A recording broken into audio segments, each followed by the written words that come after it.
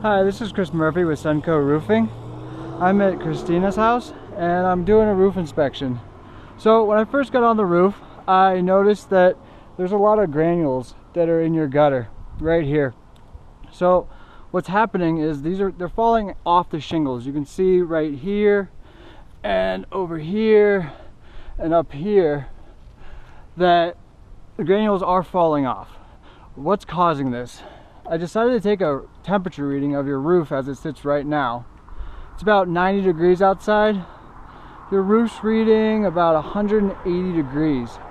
This is telling me that there's improper ventilation of the roof.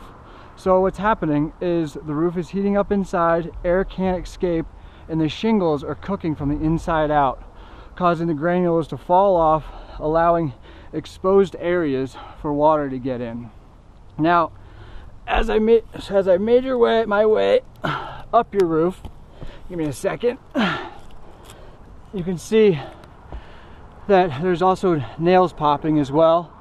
So what's happening with this is water is actually able to seep into those nails, get down into the decking of the roof and rot it, causing thousands and thousands of dollars of damage. You can see this one right here in the upper left hand corner of your screen that it is rusty, meaning water is getting in there. So I'm going to keep going up to the ridge. Give me a second. And you can see that your whole ridge is basically completely worn and there's no granules on there, so water is able to seep in there as well. The last thing I wanted to point out was that there are spots like right here that are cracking, allowing more water to get into the roof. As I made my way across here, you can see there's another crack, and right down on this ridge as well, the same thing is happening.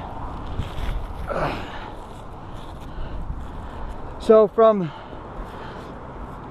all the loss of granules on your roof, I'll put a plan together for you, but in my professional opinion, I'd recommend getting this roof replaced.